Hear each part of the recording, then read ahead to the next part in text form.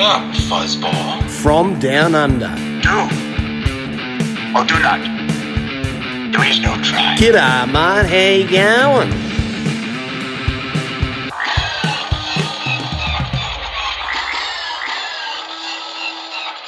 G'day, mate. How you going? Welcome to the Fantha from Down Under. Comes to you live from Fantha Tracks Radio. That's right. Recorded live in Quinlan's Cantina on the Gold Coast of Australia. I'm your host, Adam O'Brien, and tonight we have two of my dear friends here on the show tonight to chat a little bit of Star Wars. From Phantom Podcast Network, I've got Kyle Wagner, one of the co-founding members, along with Kevin the Raider Nerd Reitzel. Kyle's on here to chat about the state of Star Wars, what he thinks is going to be happening in the future of Star Wars, and just his general thoughts of what he enjoyed on the last few releases. Also, a little bit later, we have Jonesy back. That's, of course, David B. Senden here. Chat a little bit about his thoughts on Solo and, of course, what's happening in the future of Star Wars. All here in the one place at the one time on Fantha Tracks Radio's Fantha from Down Under. Let's get into it. Here's Kyle Wagner.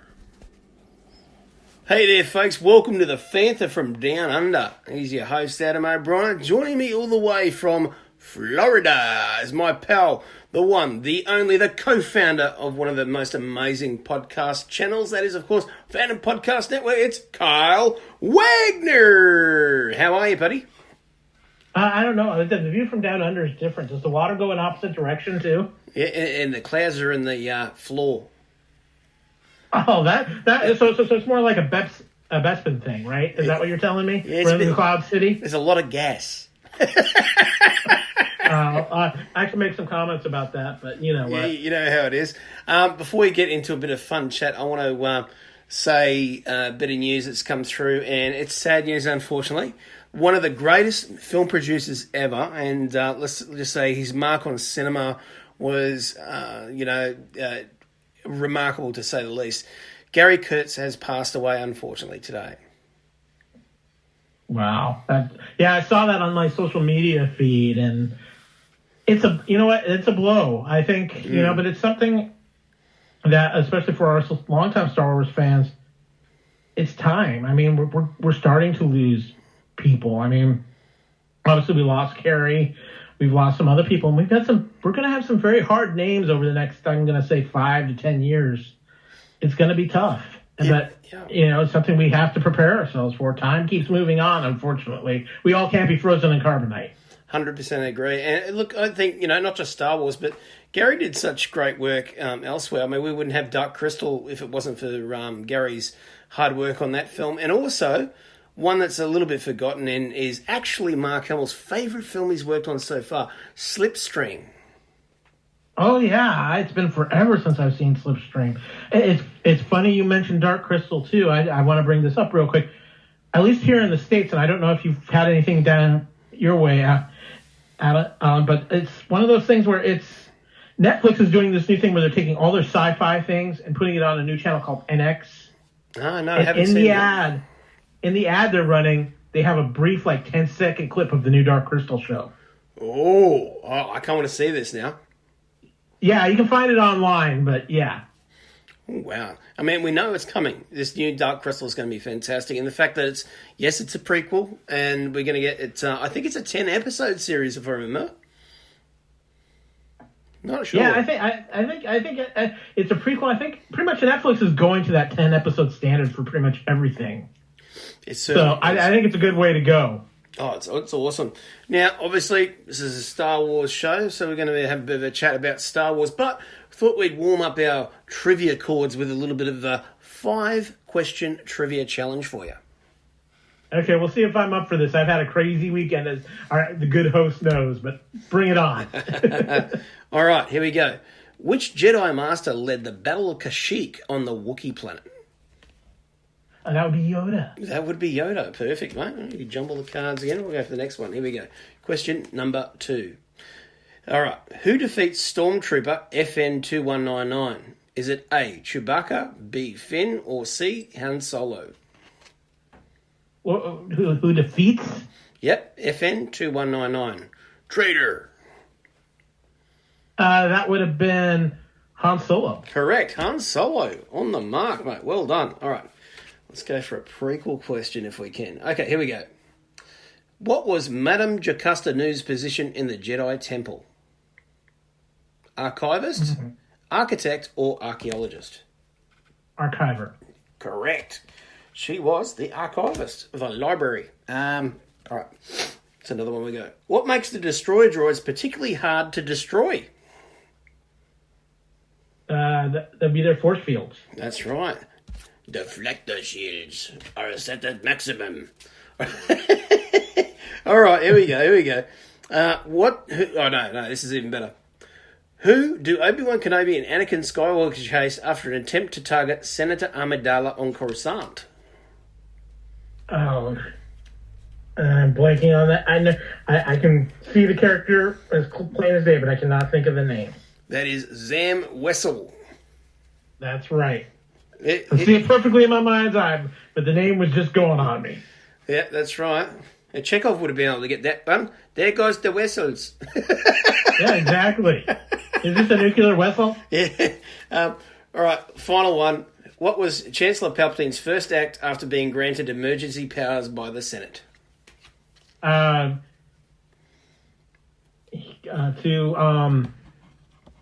become disband the Republic. It was to make the clone armies. That's right. That's right. right. That's right. There we are. Very close, but the cigar is not yours this time. He did so many things, you know. I know. He was. Wait. Can I get political for a second? You can go. Palpatine or Trump? Palpatine. I think the lightning bolts are less scary than the orange hair. I'm just saying. But I've got to say, like, you guys are lucky. Like, you do have Trump, but at least you get to vote for who you guys have got. We've got the most stupid political system out here where the political parties can choose their own people. So we vote somebody in, and now I've got a prime minister that I don't even know who he is, has just literally been voted in by his own party. That's it. We can't even vote anyone anymore.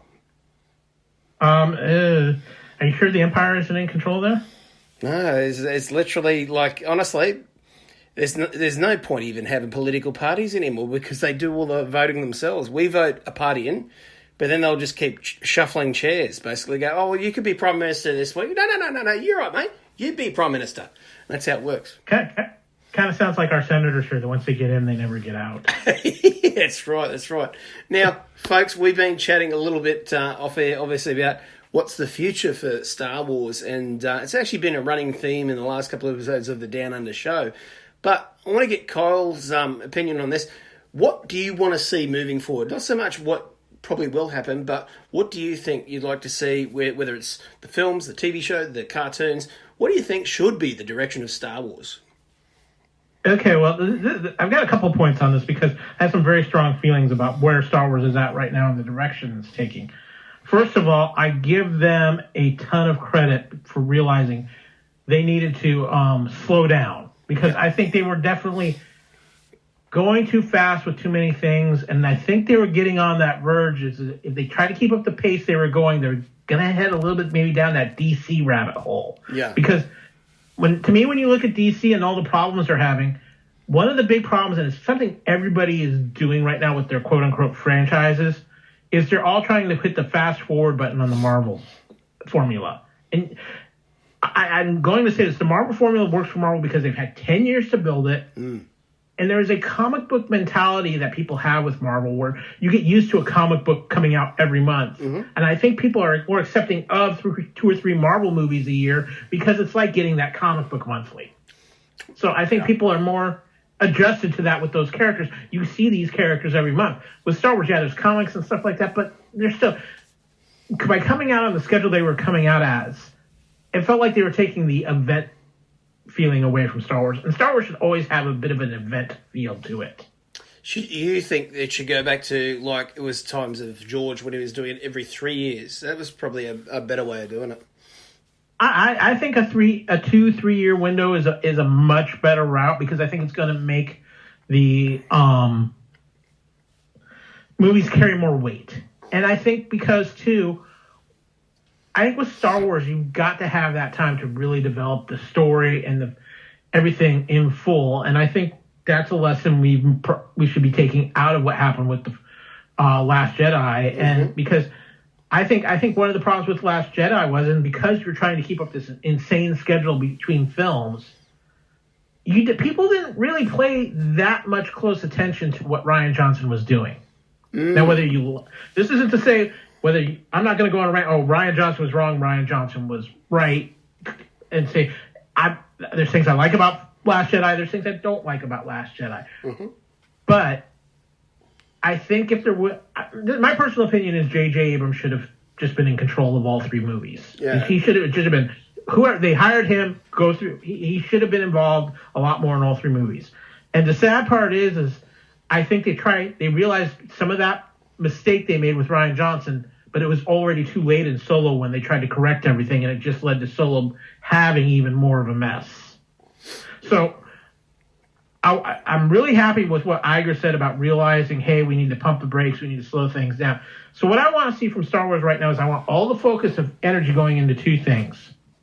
As far as the live action side, I want to see it going into Episode 9 to see what they can do to get Episode 9 on track. Because I think Episode 9 is the most important Star Wars movie to ever come out. Because it's going to dictate the end of an era. I truly believe this in Star Wars. But it's going to set up what the future could be for Star Wars. Because if they can turn it around with Episode 9 and Episode 9 can pull in even 3/4 what Force Awakens did, things are on the right track. I think the most protected thing in the Star Wars universe right now is the streaming show. I think Jon Favreau has full autonomy with that because they trust him. And I think it's because they're doing it as a show. They know how important it is to the streaming service. And because of Jon Favreau's success with Marvel, he's got a lot of room to wiggle with there. And I think because they still have time to develop it and they're working with it, I think it's really important. As far as the animation side goes, as I was talking about Jon Favreau, nobody has more of a silicon safety net where anything can touch him than Dave Filoni right now. I agree. He's got Clone Wars final season coming. I am a little concerned about Resistance because I feel like Resistance, after the Clone Wars announcement's kind of just getting pushed to the side a little bit. And, I love Gilroy. He's a great guy. I have to admit, I was a little thrown by the cell-shaded style of Resistance at first, but I've really grown to it. I'm interested in the story. But, the other thing I'm kind of concerned about with is it seems like now Disney has this edict where they're only going to do Star Wars that takes place after Return of the Jedi. Because the streaming show takes place after Return of the Jedi. The new show. Yes, Clone Wars final season. That's a little different set of circumstances there. I think it's a reward for Dave to finally get to close out what he has been wanting to do for a while. Close out his baby. I think the next Star Wars thing we see that goes back in time will be what the Game of Thrones guys do, because I think that's going to be Old Republic. I don't see how I think it's too perfect to not be Old Republic. Oh, definitely. Look, I think there's a number of things that they're going to be really pushing on, and that's definitely going back. I mean, they even in the Last Jedi's encyclopedia book or whatever it is by DK, they even showed stuff about a Prime Jedi, where the Jedi were literally both dark and light. So literally the balance, as they've always talked about, George always talked about, a balance of the Force was the only way to move forward. And I think that's come full circle with what they were trying to do, maybe cram into too much into Last Jedi into one movie. It maybe should have been something they saved for Last Jedi, just so that we're not overwhelmed by so much information coming at us, if you know what I mean. And I think that will be something that they will look at. What caused the divide? What caused the split between the Jedi and the Sith when they were the Prime Jedi originally? But I've always thought the other thing to do is to maybe once they've done this, and obviously this is wrapping up the Skywalker portion, jump ahead 50, maybe even 100 years, and let's see what the ramifications of what they do now affects a new generation, but not related to them, something completely different, and just the actual world that creates. Yeah, you hit it right on the head, because this is something, and I know I'm going to get some people coming at me when they hear this. Episode 9 needs to be the end of the Skywalker story. 100%. And it needs to be, outside of maybe R2-D2, C-3PO, and Chewbacca, end of those characters. And I'm not saying they all have to die. It's the end of their story. Yeah. R2-D2, C-3PO, and Chewbacca, to me, are the only characters from the original film at this point who have a legit reason to move forward with the stories, that you can come up with a fair explanation. I think one of the biggest things for Lucasfilm after Episode 9 is to figure out what characters can move forward, or do they go completely fresh? Yeah. And I think it's going to partly depend on Daisy Ridley and what she wants to do. And I'm not convinced Daisy wants to continue playing Rey after Episode 9.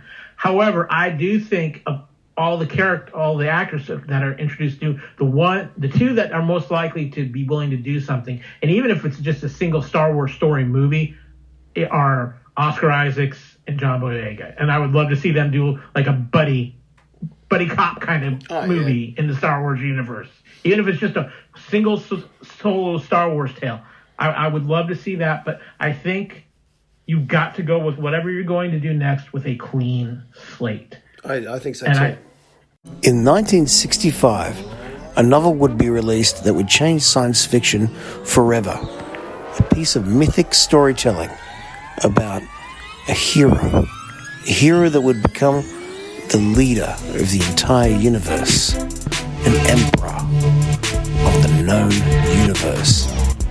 This was a science fiction novel like none other that had multiple amazing storylines, weaving intricate plots about the future of humanity.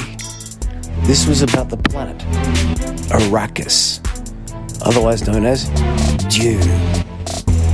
Here on the Splicing Guild, a special 3-part podcast, part of the Couch Potato Theatre series of shows.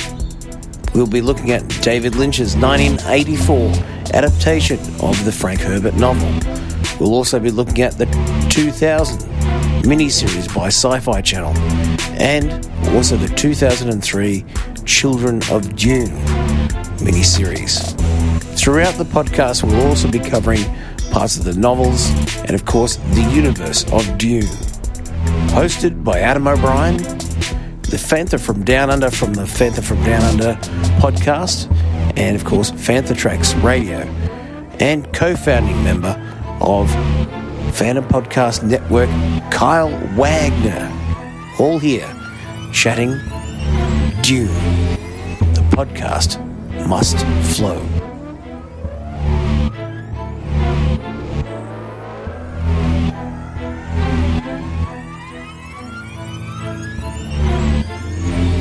And a huge thanks to Kyle for being on the show tonight.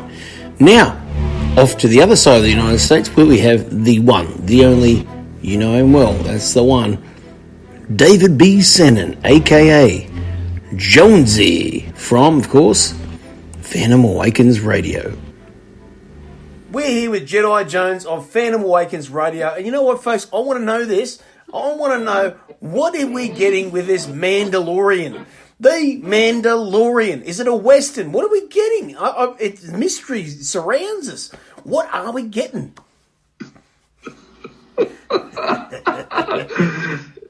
Is that my cue? That's your cue, buddy. Oh, damn it, I screwed up. What's up?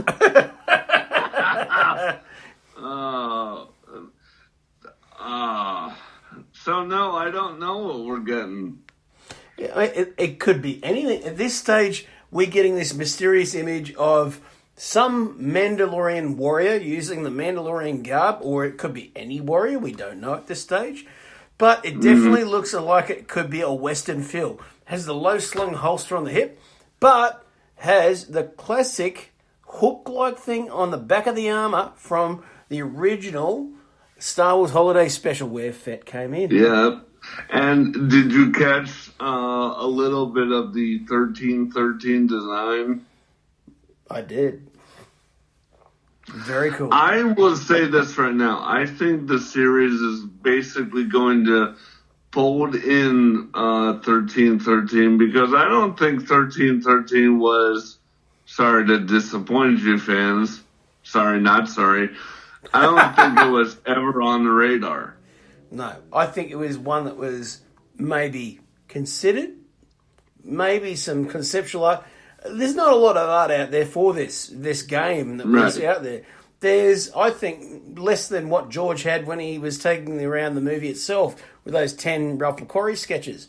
We're talking about it's literally, it was an idea.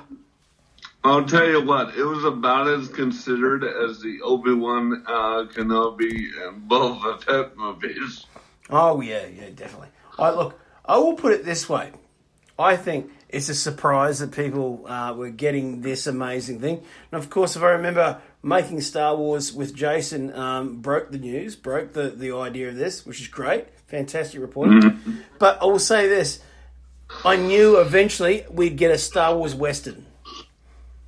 Oh, yeah. And I think what this does and what people have got to keep in mind is, and I told you this off mic, but I think what this essentially does is squash any Boba Fett rumblings. Oh, yeah. This is not Fett.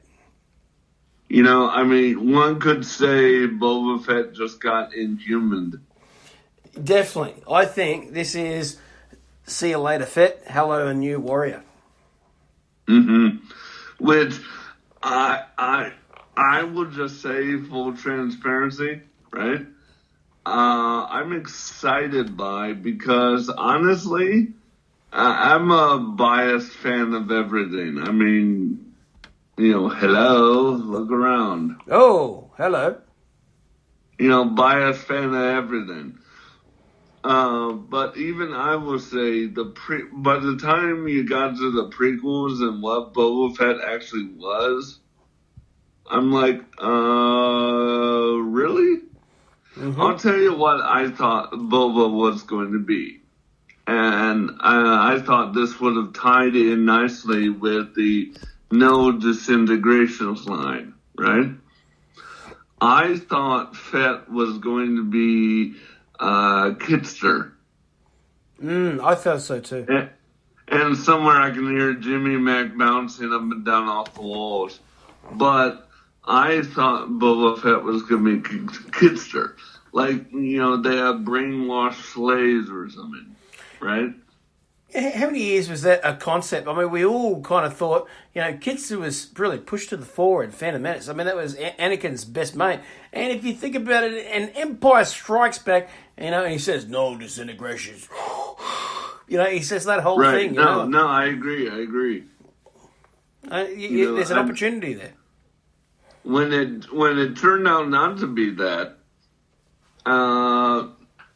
without going into my long negative rant about it, I'll just say I'd rather have Cad Bane live action. Yep. Or Ted Danson as Boba Fett. Are you fucking kidding? Hey, they got Woody Harrelson. You may as well get the rest of the Cheers cast. Well, the ones that are still alive, I think one of them is dead, isn't it? I think so. You got Ratzenberger still there. Who's gone? I think it's Ratzenberger, who was in Empire. Or maybe it was Ratzenberger. Yeah. Because he was in Star. Yeah, like you said, he was in Empire as one of the many. Oh, look, there we are. Han Solo and Zawuki. Where'd you get that one? Oh, I bought it off eBay quite some time ago. Nice. Brandon could barely get it in the apartment. Chewie's head almost hits the wall. I'm sure you paid more than $5 for that. 40. There you go. That's actually pretty damn good, actually. Crikey. Yeah. Crikey. Yeah. Very well done. So we have a new TV series on the way, which looks very exciting. We also have a VR movie, so a virtual reality sort of thing, a game almost, an experience with Darth Vader on the way. From, of course, David S. Goyer. Yeah, look, I would just say, okay, anyone who wants to play in Star Wars with making a product, fine, I'm all for that. I've never been that big on the name David S. Goyer. Just never have been. So not Kickboxer 2, not any of those amazing little movies he made back in the day? Oh, are you talking Blade 3? No, well, his first movie, he was writing Kickboxer 2, that terrible Van Damme sequel. Oh, fuck. Why'd you bring up Kickboxer 2? Because you wanted to show how terrible David S. Goyer was. There you go. It backs up your point. Blade 3, yeah. Blade. Hey, if anyone wants to work on a Star Wars these days, I'm not going to, usurp that. Blade Trinity. I mean, the greatest comic book movie ever made. Really? No, not really. That was sarcasm. Yeah, it was so great. It made Wesley Snipes have a frown on his face for like the next 20 years. Yeah, that in prison. Well, what's really sad is that, out of this, Marvel has never approached Wesley to come back as Blade. And it's a shame because those first two movies were very well received. I'll tell you what, dude. And this can tie into what's happening right now with, Fox and Marvel and Disney. If they don't know what the hell to do with Deadpool, and I really think they don't, okay? I really think they don't know what to do with him yet. They sure as damn well don't know what to do with Blade. No, that's right. I mean, we could talk about a character that is current, that is... Because I can almost tell you right now, if they were looking at redoing Blade, right, it would not be the version of Blade we got. No, it'd be Terry Crews. No, I'm talking tone. I'm not. Don't bring up Terry Crews. No. Oh, Spice. Oh my god. Old Blade. No. But yeah, no, tone would be completely different. Mm-hmm. Tone would be way off. Yeah. I mean, it came out at the right time, I think, for the kind of movies they made. That first one in particular, very dark film. Like, it was very brooding, very... if anything, a lot of that was what Nolan stole for Batman. Yes and no. Yeah. Except he didn't have the humour that Blade had. That's a win for hell, mate. No, I agree, and also, I don't know. I'd rather not talk about him, but fair go. Have you seen that trailer for Vice? I have. Now, what do you think? Yeah, well, let's just say it's interesting to see Christian Bale go full dick. Yeah, he's made a bit of a dick of himself, hasn't he?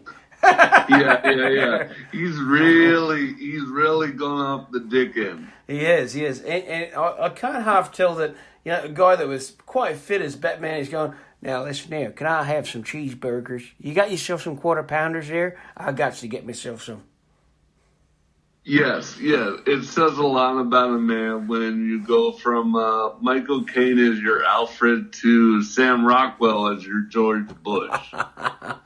Actually, Sam's quite good in that role, in that trailer. Oh, no, I'm sure. Yeah. That's because it's awfully easy to play stupid. That's right. I mean, not like we want to see Sam Rockwell, Star Wars. Oh, God. No. No. I mean, we just can't have that. It's just, it's too out there, like that sort of an idea. So we obviously have that. We have an interesting time right now where things are spreading out again. We've got Bob Iger who goes, "Oh, it was me, guys. Sorry, it was me. I have finally decided that to let you all know, I forced May release for Han Solo." Well, yeah, he fell on the proverbial lightsaber. He pulled a Big Lebowski, really. And then in short succession afterwards, we get the Kathleen Kennedy extended 3 years staying till, what would that bring her up to, 2021? I'm pretty sure it's 2021. And look, good on her. One of the most successful producers yeah, good out on her, but I have a few questions about it. Do you think this is... Because let's be honest, before when George sold it, especially transferred over, there was absolutely no sort of structure. Mm-hmm. That's right. Right. Yeah. Whereas now there is. Do you think this having a contract thing, right, is part of that now? I think so. I think if you've got like a set, first of all, a contract, you've got a guideline and what you're about to hit. So you've got targets you've got to hit. I don't think George had that set up. I think, he's a business mind. He's always business. He's always about dollars. No, but see, this is what you and I were talking about, a couple of shows previous, was the fact that had George done that, which is what I would have preferred, had he set that model, we would be in a very different spot with fandom right now. I think so too. And you think about, let's just face it, George was going to go a very different direction to what is out there right now. I mean, we would be, with microscopes, looking at bacteria right now as the force. You know what? Come on. I do not buy that at all. I think George... it's like, sorry, I love you, George, but I think you're somewhat full of yourself with that. Yeah, do you reckon that's just talk? He said adamantly that there was nothing after Return of the Jedi. That's right. So you reckon he was just coming up with stuff? He was just coming up with stuff, like randomly, I think, with that, especially with that James Cameron interview. Yeah. And I'm just like, hey, James, instead of interviews, could you just finish your naked Smurf movies, you prick? Now, folks, of course, every guest here at the Fantha from Down Under gets to play a round of Top Trumps. That's right. Now, we're going to be looking at some 5 questions to check out the fandom of this here Jedi Jones. Now he's going to smash this. You're going to get 5 out of 5, without a doubt. I have no doubt whatsoever. Question number 1. What is the name of the general who commands Starkiller Base? Is that a trick question? General Hux. It is. It is a trick question. It's just to line up all the hard ones that are coming your way. All right. Are we ready?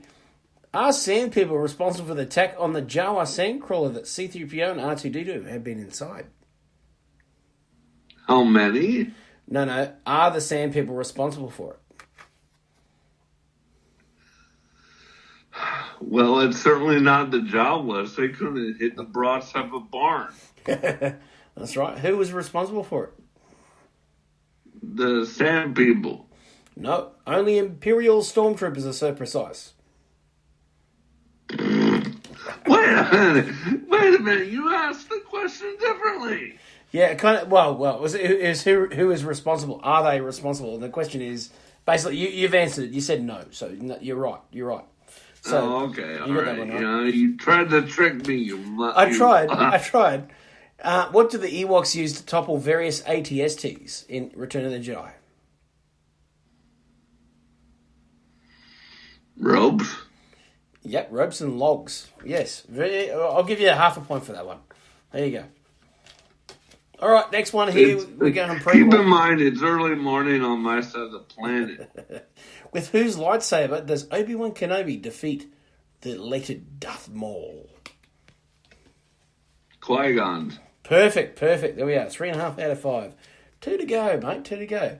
Oh, this is a classic one. What is the name of the system destroyed by Starkiller Base in The Force Awakens? Is it... here we go. Here knows already. Yeah, Hosnian. Yeah, that's the one. Perfect, mate. 4.5 out of 5. Can I just say it always sounds like when you say Hosnian, it sounds like you're sneezing? It does a little bit, doesn't it? Yeah. Right, slide every time I hear Hosnian, I always want to say Gesundheit. How tall is Chewbacca? Is he A, 2.25 meters, B, 2.28 meters, or C, 2.8 meters?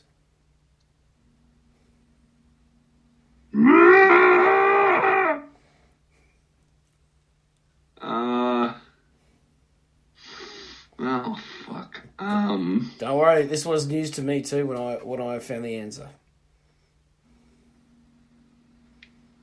Is 2.8 meters.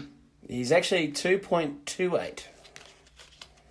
2.28. What the fuck? Yeah, I know. Tell me about it. I looked at that too. I was like, really? I thought he was taller than that. Now, the Fantha boys today have actually run into somebody famous, somebody who is a big Star Wars fan like you, Jedi Jones, and like me, Kevin Smith. Oh, yes. You mean Kevin Stringbean because he doesn't quite look like his fat Silent Bob no more. No, he looks like half the Kev that we used to know. Yes. Well, he kind of had to. I mean, that heart attacks would kind of forcefully turn you 180 degrees in the other direction. Yeah, it does. It really does. And you think about it. I mean, it's life's way of bitch slapping you, basically. It is, and good on him. Like he's now going to be there to make. Very good on him.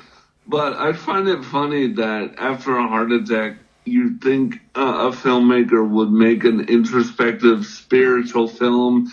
No, fuckers making Jay and Silent Bob reboot. Yeah, no, definitely. And I think, I'd love to see him come back and do an old fart version of Jay and Silent Bob. I believe that would be Jay and Silent Bob find their teeth. Now, you've got to remember, folks, Jay and Silent Bob Strikes Again back Jay and Silent Bob in the prostate apparel. We had Mark Hamill in that movie. I mean, that's how cool that movie was, I mean, he rocked up and he grabbed the bong saber. Are you referring to his and kids cover your ears? But if you're listening to this, you're pretty much used to me swearing up a storm by now. But are you referring to Mark's cockknocker? Cockknocker. Yep. Call me Darth Balls. Balls. Bang. I've always looked at those guys. I always thought they ripped off Bill and Ted, the movies with that sort of garb. They did. There's a reason why I call Jay and Silent Bob Strike Back the best Bill and Ted sequel never made. It pretty much is, man, when you think about it. Which is how ironic, because we're getting a Bill and Ted sequel these days. Bill and Ted's Search for the More Music, or whatever it was, that I hear about. I mean, they are so cool. I don't really, that's a movie where I don't really fucking care at this point. Mate, if they make something that's, like, completely out there, I think that's going to really set things off. Yeah. And who knows? I mean, Keanu's one of those guys who, I remember back in 1999, out here in Brisbane, he came out there and he had the shaved head, he had the shaved eyebrows because he just finished The Matrix. They've finished that scene where he's coming out of The Matrix. You go, whoa, dude, I'm in like a prison, man. Oh, there's babies over there and they're like peeing like robots. And anyway, so he's playing bass in his band called Dogstar. It didn't sound like Keanu Reeves. It sounded like some high fucker in the Bay Area. But my point being, I've got a lot of time for Keanu because he literally paid for the entire bar that night when we were there at Dogstar, Alexandria Hills Hotel in Brisbane. And he's like, hey, man, you guys is like cool, dude. And literally bought jugs of beer for everyone. If you buy a jug of beer for an Australian, they're your friend for life. I believe that's called a LLD, a liver life debt.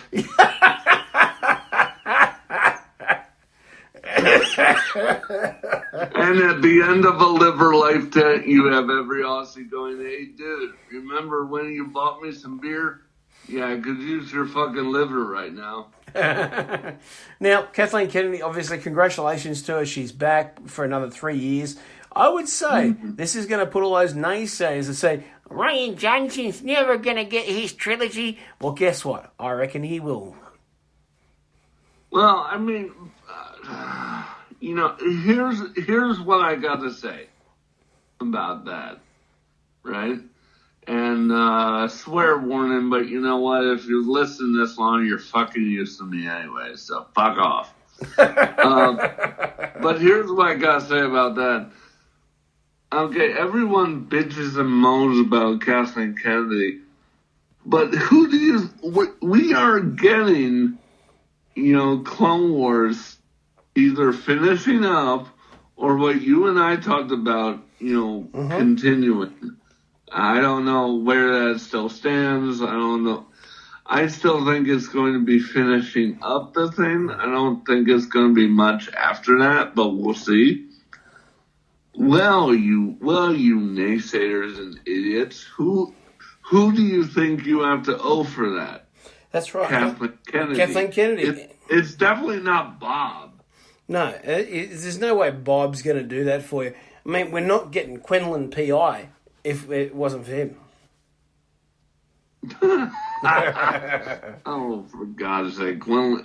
Look, you can hold out hope for Quinlan showing up in the Mandalorian, especially since Dave is directing episodes 1 and 5, and Taika Waititi. Yeah, honestly, I like that choice better than Alan Taylor because after what Alan did with Thor: The Dark World, no. That's right. I mean, granted, Ragnarok isn't my favorite either, but I'd rather watch Ragnarok over Dark World any fucking day.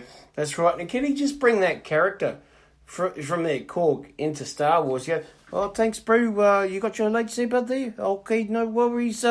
How'd you turn it on, bro? No. No. This is like a funny circle. It just keeps going round and round, bro.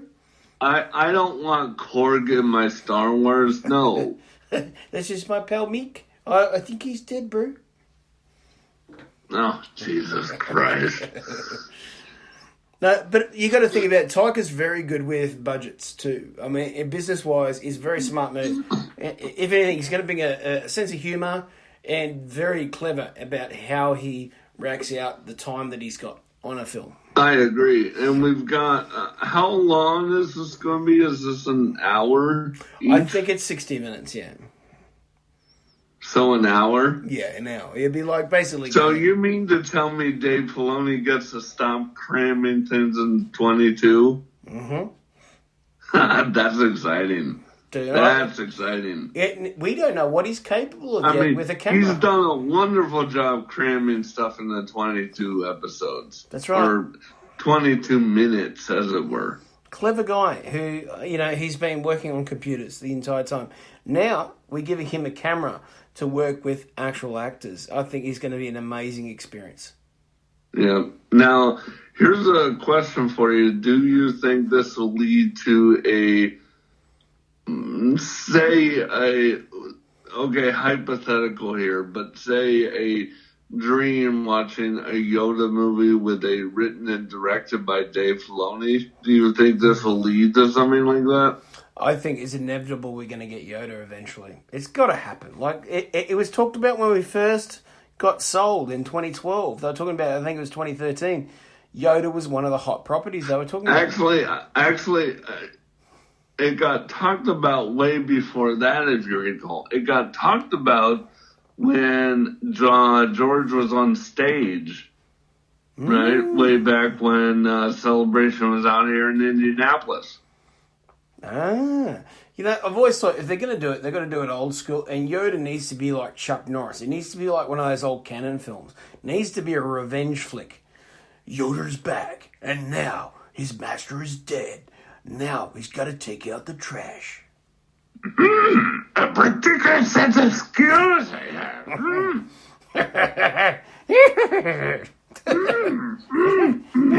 Sidekicked him, I did. See it coming, he did not. Yoda is Yoda Wick. Chapter 1. Kick ass, I will. Oh, good guys wear Yoda. G'day mate, how you going? This is Adam O'Brien, the Fantha from Down Under. And like George Lucas, there's another George out there. That is George Miller, and he created an amazing franchise by the name of Mad Max. On Fandom Podcast Network's Couch Potato Theatre in a 4-part episode series, I host Maximum Couch Potato, looking at all of the films in the franchise, along with Kevin the Raider Nerd Reitzel and Kyle Wagner. We look at each of these films. We've done 1979's Mad Max. We've also done The Road Warrior, or known out here in Australia as Mad Max 2. But soon, airing on the show, we have our look at Mad Max Beyond Thunderdome, the huge international epic which teamed Mel Gibson and Tina Turner together and had an amazing soundtrack. So go and check it out, our look at Mad Max Beyond Thunderdome on Fandom Podcast Network.